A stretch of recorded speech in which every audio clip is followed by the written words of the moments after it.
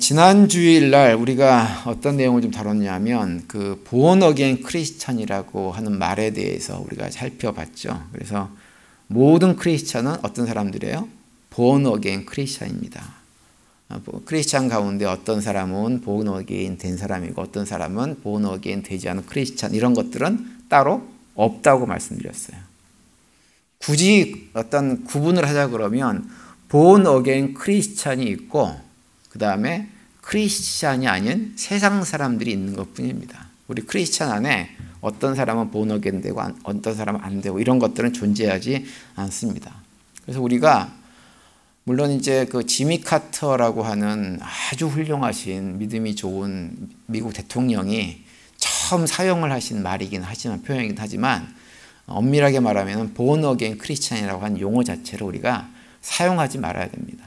그 용어 자체가 우리의 신앙을 굉장히 좀 왜곡시키는 경향이 있기 때문에 사용하지 말아야 되는 표현입니다. 모든 크리스찬들은 물과 성령으로 거듭난 하나님의 자녀라는 사실을 기억해야 됩니다. 우리가 죄인임을 깨달아 알고 회개하고, 그래서 우리의 죄를 회개하는 의미에서 물로 세례를 받으면 성령을 받아서 모두가 다 하나님의 자녀가 된 사람들입니다. 그래서 성경은 우리를 뭐라고 얘기하냐면 너희는 새로운 피조물이다, 이렇게 선포하고 있는 거예요.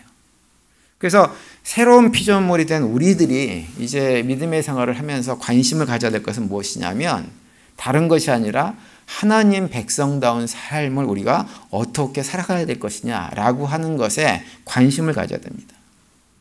내가 구원을 받았느냐 안 받았느냐, 또 구원받은 사람도 그 구원을 잃어버릴 수 있느냐 없느냐, 이런 것에 마음을 둘 필요가 전혀 없어요. 내가 이 생을 마치면 정말 천국에 가는 거야? 못 가는 거야? 이런 것에 대한 걱정도 할 필요가 없습니다. 우리가 born again 크리스천이 되는 순간에 우리는 그 모든 것들이 이미 다 확정이 되어져 버려 있기 때문에 그런데 마음을 쓰는 것은 괜히 시간 낭비, 에너지 낭비에 해당되는 것이기 때문에 신경 쓸 필요가 전혀 없어요. 그래서 우리가 이제 믿음의 길을 걸어갈 때 유일하게 관심을 갖고 신경 써야 될 것은 무엇이냐면 하나님 백성답게 삶을 그냥 살아가는 것, 그것이 우리가 유일하게 관심을 가지고 내가 어떻게 무엇으로 하나님 백성답게 살아갈 것이냐, 여기에 관심을 가져야 됩니다.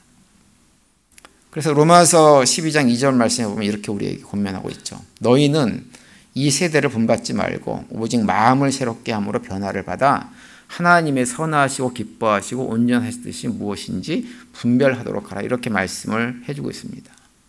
세상 본받지 말고 하나님의 뜻을 잘 분별해서 그 뜻대로 살아가길 위해서 최선을 다하라고 하는 거예요.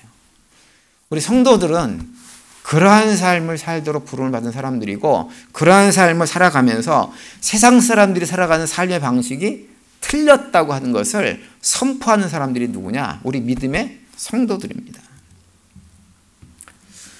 그런데 이제 여기서 우리가 한 가지 좀 깊이 생각해 봐야 될 것이 있는데요. 무엇이냐면 우리가 세상 사람들하고 다른 삶의 방식으로 살아간다고 하는 것이 무엇이냐라고 하는 거예요.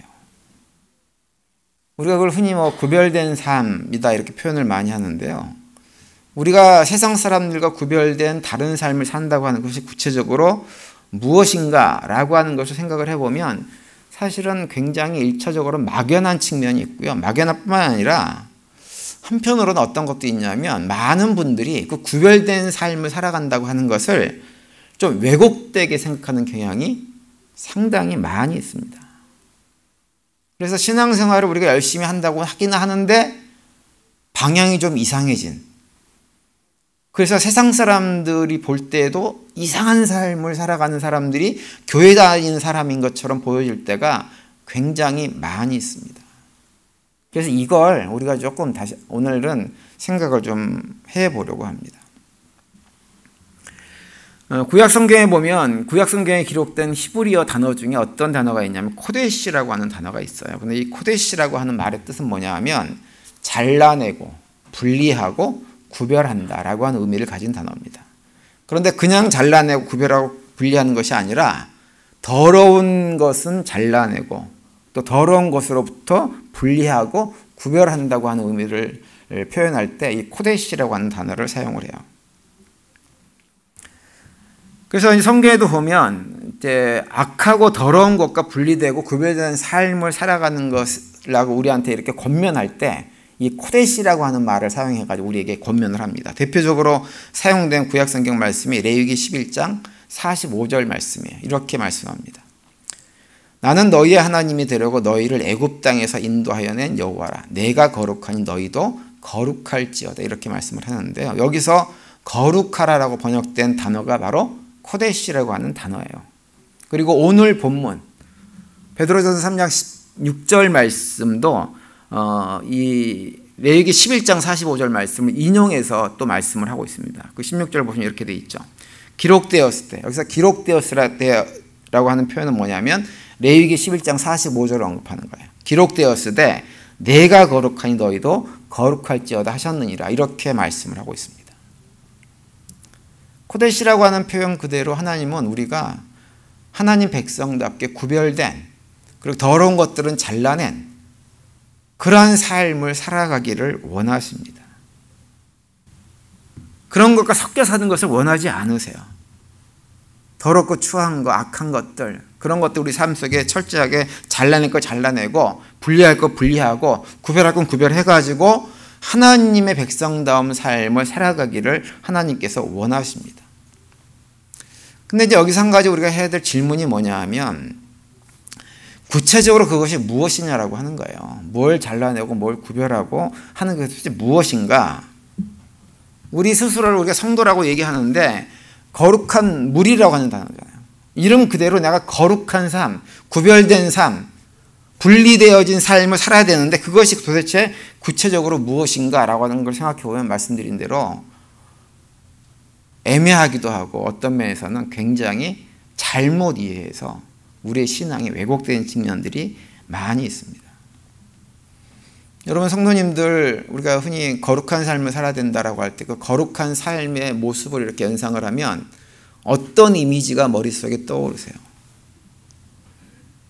예전에는 거룩한 삶 그러면 거룩한 목사님들이 사는 것처럼 이라는 이미지가 굉장히 많이 있었어요, 실제로. 그래서 목사님들조차도 본인이 굉장히 거룩한 삶을 사는 것처럼 이렇게 보여야 하기 때문에 머리끝부터 발끝까지 정말 청결한 모습으로 이게 단에서고 말이나 언행을 하려고 굉장히 애를 많이 쓰셨습니다. 특별히 옛날 목사님들, 전사님들은 이렇게 성경책을 어떻게 했어요? 꼭 가슴에 이렇게 끼고 다니셨죠. 끼고 다니면서 발걸음도 조곤조곤, 너무 막 급하게 걷지도 않고 천박스럽게 걷지도 않고 말도 굉장히 천천히 하고 음성도 쫙 깔고, 그죠? 그 다음에 또 기도를 하면 얼마나 청산유수로 잘하는지 모릅니다. 그리고 좀 심하신 분들은 그냥 머리끝 여기서부터 발끝까지 하얀색으로 도배를 하고 다니신 분들도 있다고 계세요. 그래서 그 거룩함을 이렇게 드러내고 또 그런 모습을 목사님들 보면서 성도님들이 아, 나도 저래야지 라고 하는 그런 느낌을 갖게끔 많이 했었습니다. 근데 요즘도 그런 것들을 기대하시는 분이 덜어 계세요. 덜어. 목사님이 강대상에 서가지고 이렇게 머리끝부터 발끝까지 정갈하면 굉장히 좋아합니다. 근데 그렇지 않고 뭐 흐트러져 있으면 목사님 그것 때문에 신경 써가지고 예배를 못 드렸어요. 막 이러면서 굉장히 불편하신 분들이 많이 계세요. 근데 예전에 비해서는 그래도 요즘은 그런 것들을 우리가 따라해야 될 거룩한 삶이라고 생각하시는 분들은 많지는 않습니다. 근데 또 그런 것들을 배제해버리잖아요. 배제해버리고 이렇게 치워버리면 막상 우리가 거룩한 삶을 산다고 할 때 어떻게 사는 것이 거룩한 삶인지가 굉장히 또 애매하고 난감해지는 것이 현실적인 우리의 어려움입니다. 그렇다고 한다면 정말 하나님께서 우리에게 원하시는 거룩한 삶은 어떠한 모습일까요? 오늘 본문 16절에서 뭐라고 말씀하시냐면 내가 거룩하니 너희도 거룩할지어다 이렇게 말씀하시잖아요. 이 말씀을 가만히 생각해 보세요. 내가 거룩하니 너희도 거룩하라. 여기서 내가 누구예요? 하나님이에요. 하나님.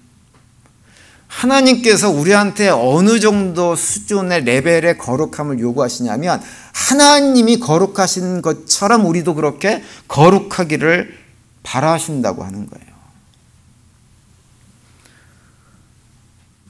여러분 우리가 하나님처럼 거룩해지는 게 가능하나요? 가능할 것 같지가 않잖아요. 그런데 하나님 우리한테 뭐라 그러냐면 내가 거룩한 것처럼 너희도 거룩해야 된다 그렇게 말씀을 하세요. 왜 이렇게 말씀을 하실까요? 이렇게 말씀하신 이유가 뭘까요? 1차적인 이유는 우리가 누구기 때문에? 하나님의 자녀이기 때문에 하나님은 당연하게 우리가 하나님처럼 살기를 원하시는 거예요. 우리는 그렇게 얘기를 못합니다. 우리 자녀들한테 너희들은 나처럼 살아라 이렇게 말씀하시는 분이 혹시 계세요? 굉장히 용기가 가상하신 분입니다. 그런 분들은. 그런 분들이 거의 안 계세요. 우리는 사실은 대부분 부모들은 야 너희는 절대로 나처럼 살지 마 이렇게 얘기를 자녀들한테 많이 하죠. 그죠? 너희들은 나처럼 살지 말고 우리 특별히 이민자의 자녀들 같은 경우는 이민 와가지고 부모는 열심히 정말 손과 발을 사용해가지고 그냥 노동을 하면서 살았는데 우리 자녀들은 그러한 삶을 살지 않고 뭔가 좀 여유 있는 그렇죠? 그런 삶을 살기를 원하잖아요. 근데 하나님은 뭐라고 하시냐면 너희는 나처럼 살아라 이렇게 말씀을 하고 계세요. 나처럼 거룩한 삶을 살아라. 하나님은 우리가 어떠한 목사님을 모델로 해가지고 그 모델을 기초로 해서 그러한 삶을 사는 수준을 원하지 않으십니다. 우리한테 원하시는 건 뭐냐? 딱 하나님처럼 산다고 하는 거예요. 마태복음 5장에 보면 이 표현을 조금 달리 해가지고 예수님 뭐라고까지 말씀하시냐면 하나님이 온전하신 것 같이 너희도 온전하라 이렇게 또 말씀하세요. 하나님이 온전하신 것처럼 너희도 온전해라. 그럼 도대체 어떻게 사는 것이 하나님처럼 온전하고 하나님처럼 거룩한 삶을 살 수 있을까요? 하나님처럼 어떻게 하면 알 수 있을까요? 그것을 사실 우리는 현실적으로 알 수 있는 방법이 없습니다. 왜냐하면 우리는 하나님이 어떻게 사시는지를 우리의 눈으로 직접 본 적이 단 한 번도 없기 때문에. 이규훈 목사의 거룩한 수준으로 살아라 그러면 살 수 있을 것 같잖아요. 그죠? 얼마든지 그건 가능할 것 같잖아요. 그런데 하나님처럼이라고 하면 하나님이 영이시기 때문에 안 보이니까 도대체 우리가 알 수가 없는 거예요. 그럼 어떻게 해야 되나요? 어떤 모습이 하나님처럼 사는 것이고 어떻게 해야 그 모습을 확인할 수 있을까요? 성경에 보면 우리가 똑같이 그런 면이 답답해가지고 예수님한테 물어본 사람이 한 명 있어요. 예수님 제자 중에서 빌립이라고 하는 사람이 있었는데 그 사람이 예수님에게 요한복음 14장 8절에서 이렇게 묻습니다. 빌립이 이르되 주여 아버지를 우리에게 보여주옵소서 그리하면 족하겠나이다. 이렇게 예수님한테 요구를 했어요. 아마 빌립도 우리랑 비슷한 고민을 한 것 같아요. 성경에 분명히 하나님이 거룩하신 것처럼 우리도 거룩하게 살려고 했는데 하나님 본 적이 없으니까 예수님한테 아버지를 좀 저희한테 보여주십시오. 그러면 우리가 아버지처럼 거룩한 삶을 살 수 있는 길이 좀 열릴 것 같아요. 그러니까 좀 보여주세요. 이렇게 부탁을 한 거예요. 그러자 예수님께서 9절에 이렇게 대답을 합니다. 예수께서 이르시되 빌립아 내가 이렇게 오래 너희와 함께 있을 때 내가 나를 알지 못하느냐? 나를 본 자는 아버지를 보았거늘 어찌하여 아버지를 보이라 하느냐? 이렇게 말씀을 하고 있어요. 예수님의 말씀이 뭐예요? 예수님의 모습을 본 사람은 누굴 본 것과 마찬가지다. 하나님 아버지를 본 것과 마찬가지라고 하는 거예요. 이게 중요합니다. 그러니까 우리가 하나님이 어떠한 분이시지? 그분이 어떻게 거룩하시지? 어떤 모습으로 거룩한 모습으로 계시지라고 하는 것을 알기를 원하면 어떻게 하라고 하는 거예요? 예수님을 자세히 들여다보면 하나님이 어떠한 분이신지를 알 수 있다고 하는 거예요. 그러니까 예수님께서 인간의 육신을 입고 이 땅에 오셔가지고 우리들에게 자신의 삶을 다 보여주신 이유는 무엇이라는 거예요? 하나님이 어떠한 분이신지를 우리에게 알려주기 위해서 내가 왔다라고 하는 말과 같은 말입니다. 그러니까 예수님은 우리가 인간들이 분명히 구약 성경에서 너희가 내가 거룩하니 하나님이 거룩하니 너희 거룩하라고 말씀을 하셨는데 가만 보니까 하나님 입장에서 볼 때 그 거룩함을 오해해가지고 잘못된 거룩을 자꾸 추구하는 거예요. 그러니까는 에이 내가 가가지고 직접 인간의 육신을 입고 이 땅에 내려가서 내가 직접 보여줘야 되겠다라고 해서 오시는 이유 중에 하나가 바로 성육신한 사건이라고 하는 거예요. 오셔가지고는 봐라. 내가 이렇게 살아. 이렇게 사니까 내 모습을 보고 거룩함이 무엇인지를 깨달아 알아라. 이렇게 우리에게 예수님 모습을 통해서 알려주시는 것입니다. 그래서 우리가 예수님 때문에 이제는 굉장히 쉬워졌어요. 하나님 어떠한 분이신가? 라고 하는 것이 궁금하면 어떻게 하는 거예요? 예수님 모습을 보면 알 수가 있어요. 우리가 어떤 문제가 딱 이렇게 부닥쳤을 때, 이런 상황에서 하나님은 어떠한 생각으로 날 원하실까? 내가 어떻게 하길 원하실까? 라고 하는 것을 이렇게 궁금하면 어떻게 하면 되냐면 성경 속에서 예수님께서 어떻게 그런 상황에서 대처하셨는지, 반응하셨는지를 보면 내가 반응해야 될 길이 보인다고 하는 것입니다. 그래서 거룩이라고 하는 단어가 굉장히 본래는 좀 추상적인 단어라서 애매했었는데 사실 지금 우리들에게는 굉장히 구체화되어져 있습니다.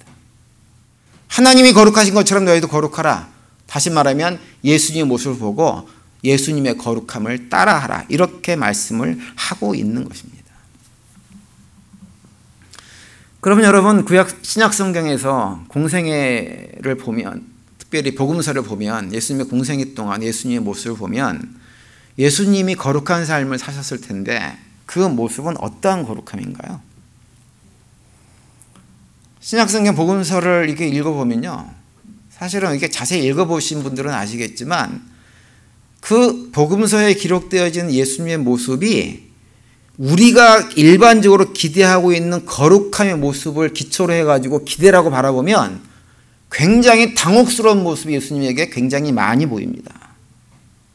그러니까는 우리의 거룩의 기준으로 놓고 예수님을 바라보면 예수님 무슨 이런 분이 다 있지? 라고 하는 느낌을 얼마든지 가질 수 있다고 하는 거예요. 예수님의 삶을 좀 단적으로 보여주는 대표적인 말씀 가운데 하나가 뭐냐면 마태복음 11장 19절 말씀이에요. 이렇게 되어 있습니다. 인자는 와서 먹고 마시며 말하기를 보라, 먹기를 탐하고 포도주를 즐기는 사람이요 세리와 죄인의 친구로다 하니 지혜는 그 행한 일로 인하여 옳다함을 얻느니라. 이렇게 말씀을 하고 있어요. 여기 보면 바리새인과 같은 사람들이, 종교 지도자들이 예수님을 평가하는 평가 내용이 있습니다. 예수님께서 많이 들은 얘기예요. 뭐라고 그러냐면 먹기를 탐하고 포도주를 즐기는 사람이고 세리와 죄인의 친구가 되는 분이 누구냐면 예수님이셨고 그러한 삶을 예수님께서 사셨다고 하는 거예요.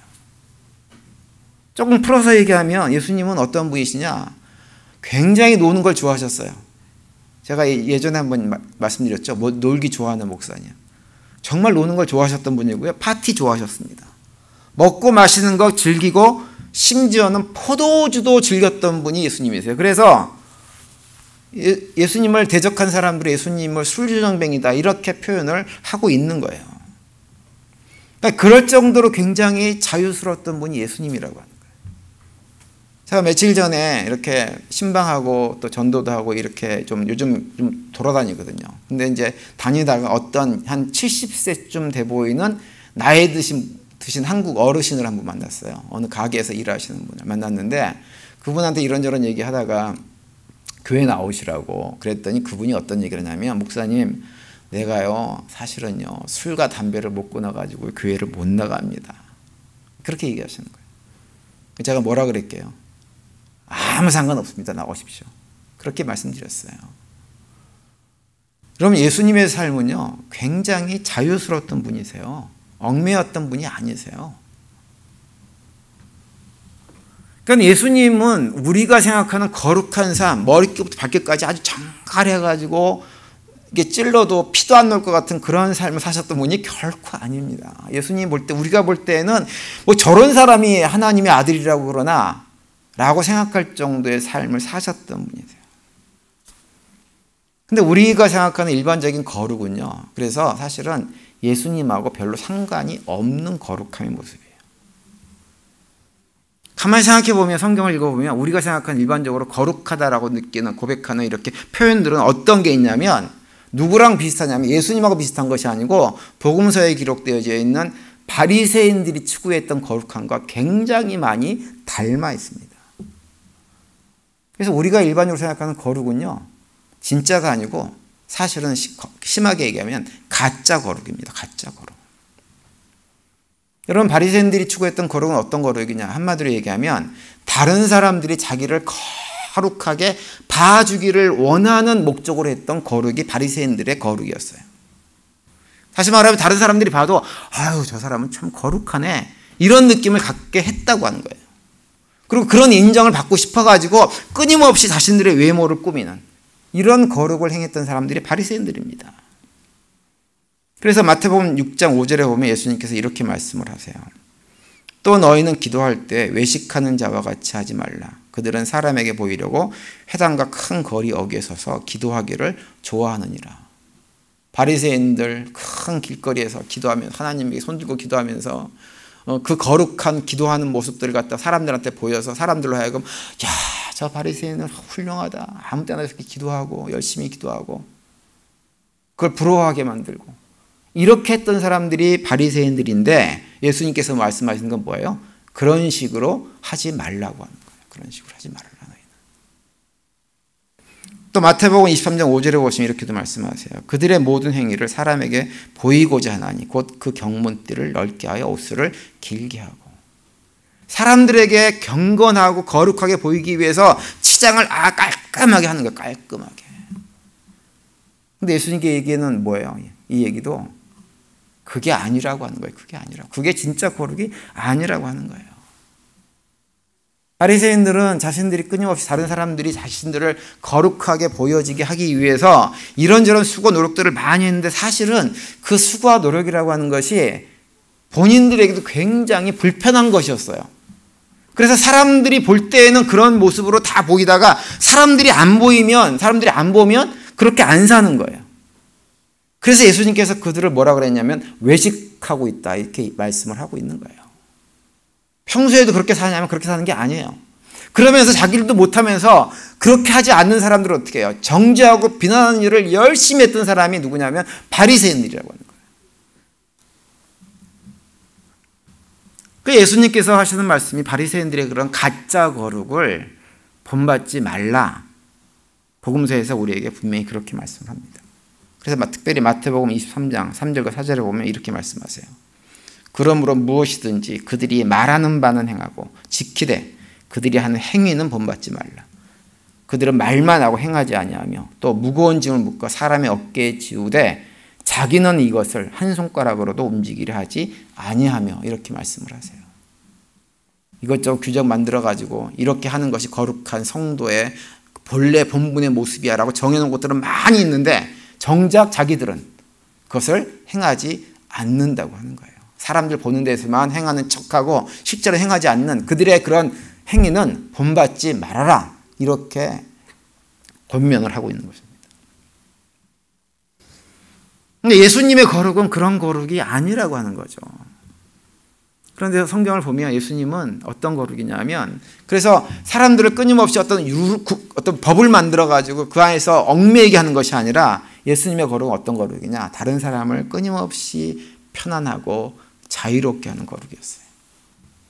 그래서 예수님 모습을 보면 당시에 사람들이 죄인이라고 손가락질하고 그들과 관계를 끊어버리기를 원했던 사람들과 예수님 어떻게 했냐면 친구처럼 지내셨어요. 친구처럼 그냥. 특별히 당시 예수님 당시에 가장 죄인 취급을 많이 받았던 대표적인 사람들이 누구냐면 세리들이었습니다. 세리들. 우리식으로 얘기하면 이 사람들은 친일파 매국노예요. 매국노.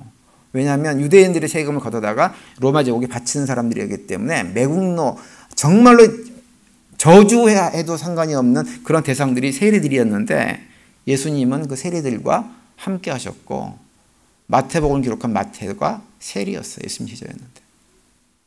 그리고 함께 했습니다. 성경에 나오는 세리 중에서 가장 대표적인 사람 한 사람이 누구냐면 세리장 삭개오, 난쟁이 삭개오죠. 삭개오가 예수님께서 어느 날 자기 마을을 지나간다는 얘기를 듣고 뽕나무에 올라가가지고 멀리서라도 예수님을 좀 보고 싶어서 올라가 있었는데 예수님께서 그것을 아시고 뽕나무 밑으로 내려오셔가지고 삭개오야 내려와라.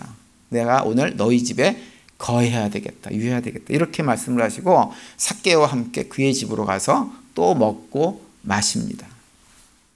그러자 삭개오가 평소에 마음에 좀 부담, 짐으로 가지고 있었던 자신이 저지른 과거의 잘못들을 예수님에게 토해내고 그 짐으로부터 벗어날 수 있는 기회를 예수님 앞에서 받게 되어지죠.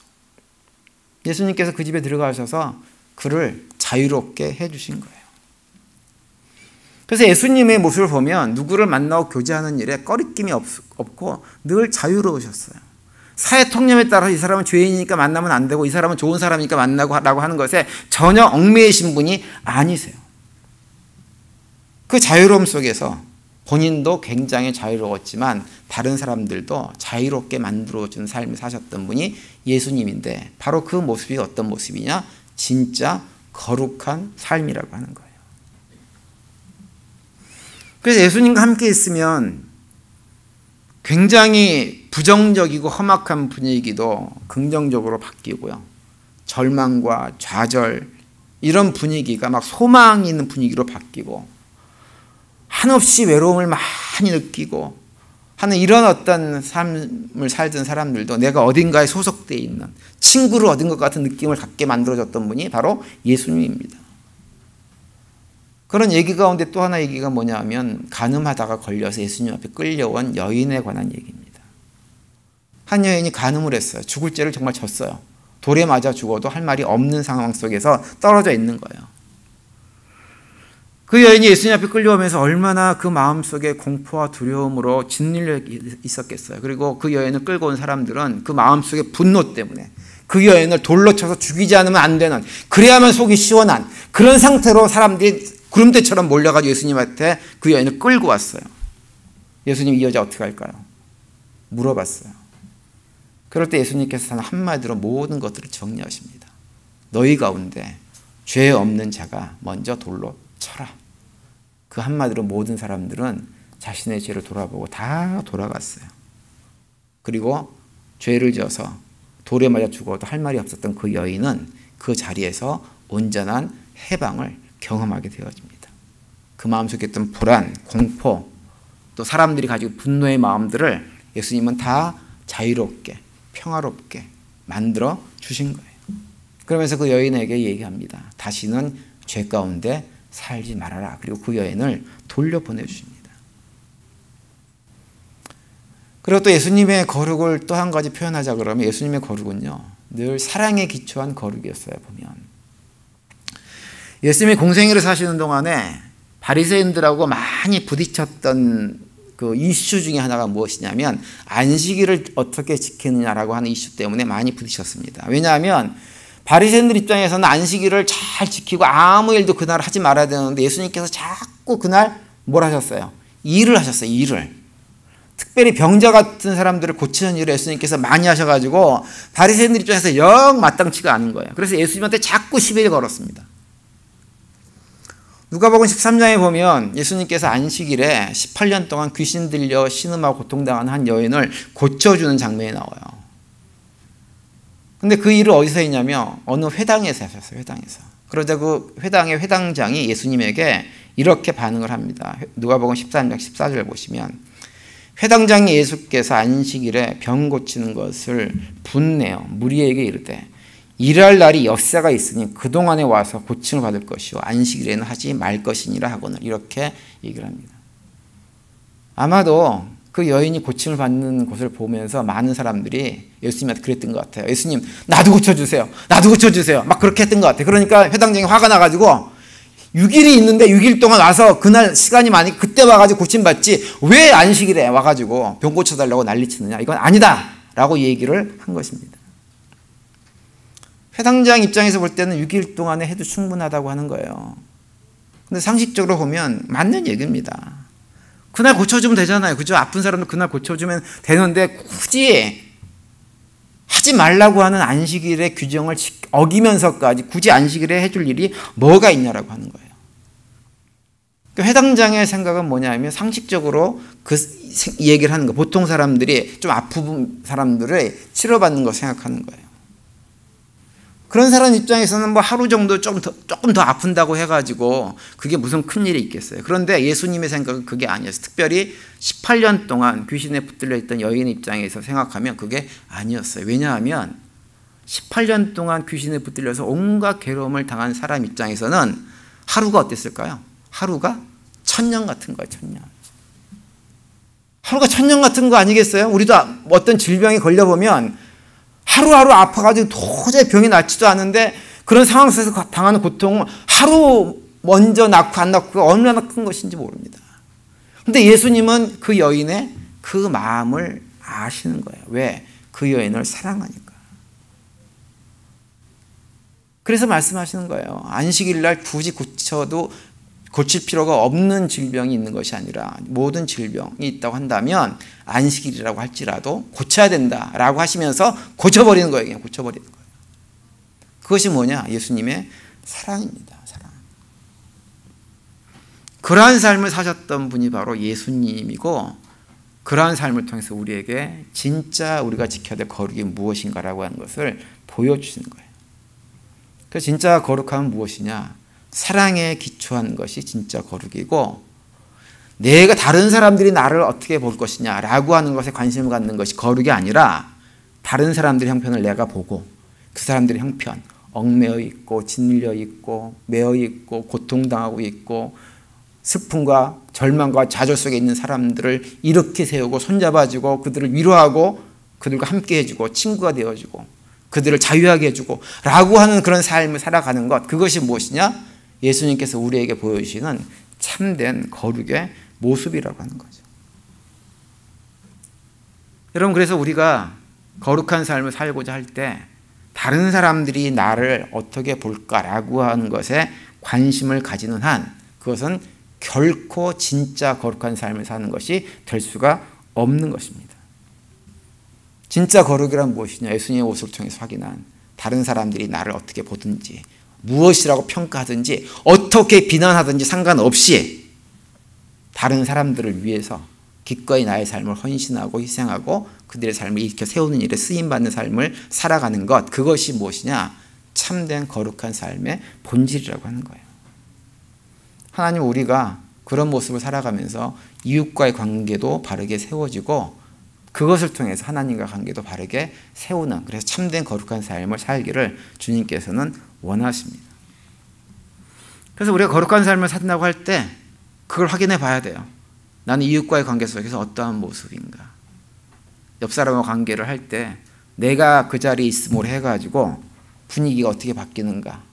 쌀쌀하고 냉정하고 분위기가 이상해지고 불편해지고 이런 내 삶을 살고 있는가, 아니면 내가 어떤 자리에 들어가면 그 자리가 편안해지고 넉넉해지고 서로 이렇게 보듬어주고 하는 이런 자리로 바뀌는가라고 하는 것들을 점검해 보시면 내가 어떠한 거룩한 삶을 살고 있는지를 확인할 수가 있게 되어집니다.